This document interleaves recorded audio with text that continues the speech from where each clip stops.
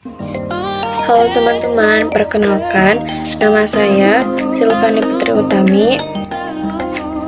Di sini saya akan menjelaskan mengenai panduan merancang IMK. Dimulai dari pengertian IMK. IMK yaitu singkatan dari interaksi manusia dan komputer, yang artinya disiplin ilmu yang mempelajari hubungan antara manusia dan komputer yang meliputi perancangan, evaluasi, dan implementasi antarmuka pengguna komputer agar lebih mudah digunakan oleh manusia. Kemudian selanjutnya pengertian dari panduan perancangan IMK itu sendiri adalah satu set prinsip yang harus diimplementasikan oleh perancang ke dalam konteks tugas yang sedang dikerjakan. Kemudian terdapat beberapa pembahasan yang diantaranya konsistensi, kesesuaian dengan harapan, yang ketiga fleksibel dan terkontrol, keempat susunan yang benar, kelima umpan balik yang informatif dan berkesinambungan,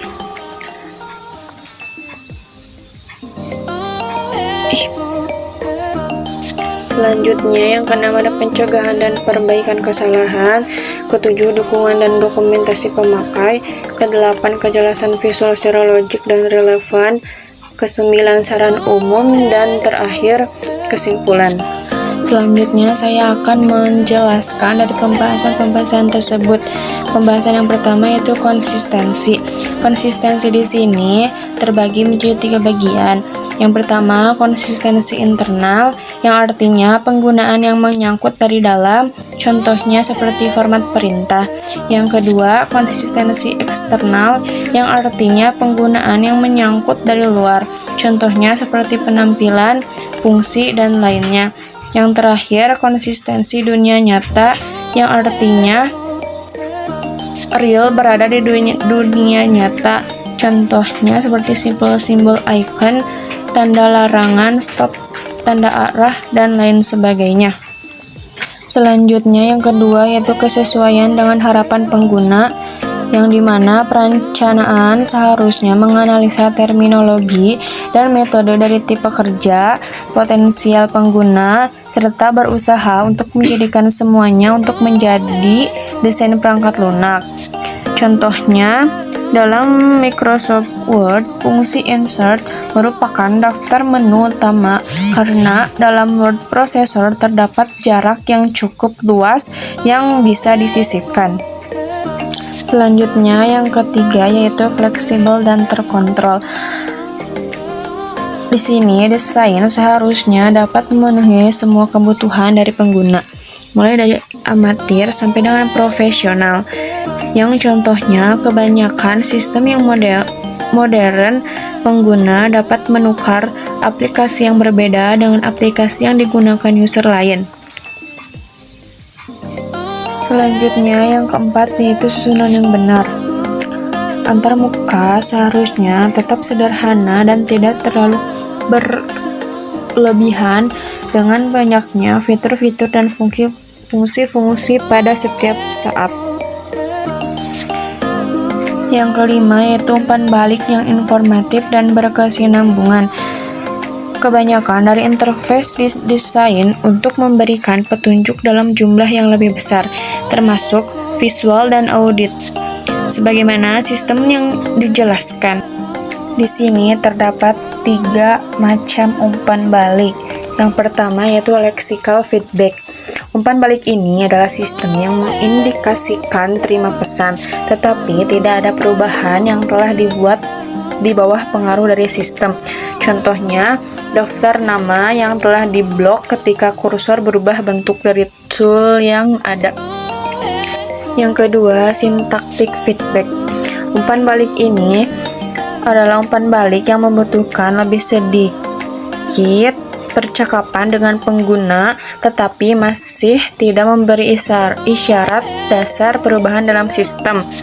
Contohnya, informasi mengenai submenu tanpa menu utama atau fakta bahwa menu tidak aktif ketika kotak dialog tidak aktif juga. Selanjutnya, yang ketiga yaitu semantic feedback. Sinyal sistem pesan diterima dan dijalankan sama untuk mengetahui bahwa terdapat beberapa perubahan fundamental yang terstruktur di dalam dokumen.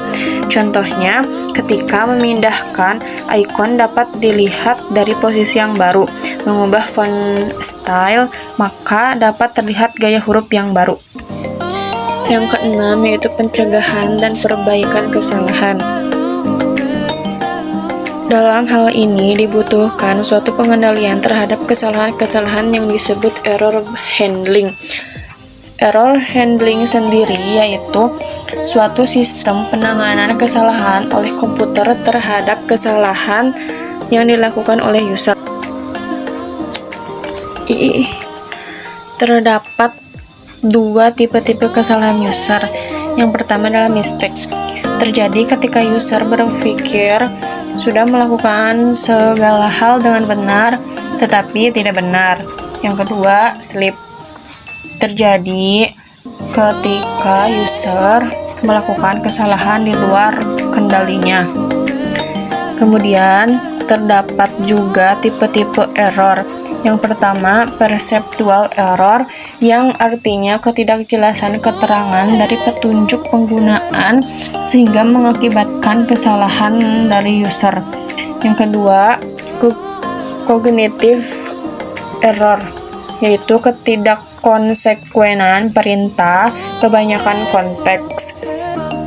Tipe error yang ketiga yaitu motor error, yaitu ketidaksinkronan antar mata dan tangan serta kemampuan user.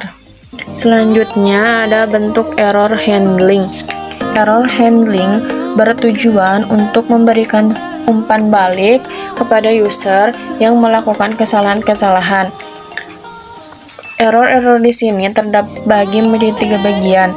Yang pertama ada error prevention, yang kedua error recovery, yang ketiga error handling information atau troubleshoot.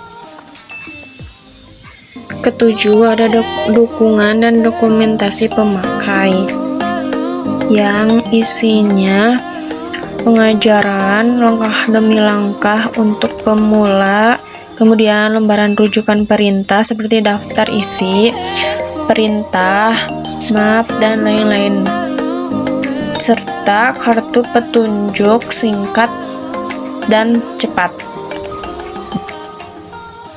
Yang kedelapan ada kejelasan visual secara logik dan relevan. Di sini terdapat elemen-elemen seperti icon, tombol yang digunakan untuk menghemat waktu penggunanya. Kemudian ada budaya barat yang menuliskan dari kanan ke kiri, atau budaya lain yang bisa dimulai dari kiri ke kanan atau juga kanan ke bawah. Kemudian yang ke-9 ada saran umum tentang keberlangsungan dan kemajuan teknologi komputer. Saya sebagai anak generasi maju sangat mengharapkan perkembangan komputer di masa yang akan datang dapat merubah cara berpikir serta menjadikan manusia di Indonesia lebih kreatif dan inovatif, sehingga kemajuan komputer di masa yang akan datang dapat lebih canggih dan dapat membantu segala jenis pekerjaan dengan tidak memakan banyak waktu untuk mengerjakannya. Kemudian yang terakhir, kesimpulan. Untuk menghasilkan output sistem yang dapat digunakan dengan aman, berarti sistem bekerja dengan baik serta dapat ditingkatkan untuk keselamatan, usability, utilitas, kegunaan, efektif, serta efisien. Sistem yang dimaksud di sini tidak hanya pada perangkat lunak, tetapi pada seluruh lingkungan, baik di organisasi, komunitas kerja, serta lingkungan. Usability di sini yaitu sistem yang dibuat mudah untuk digunakan serta dipelajari secara individu ataupun kelompok. Utilitas di sininya pun mengacu pada sistem fitur yang meningkatkan efektivitas dan efisien kerja. Oke, itulah beberapa pembahasan yang sedikit saya jelaskan di presentasi ini. Mohon maaf apabila ada kesamaan pembahasan dan terutama di saran umum serta kesimpulan, karena saya juga dapat sumber dari Google.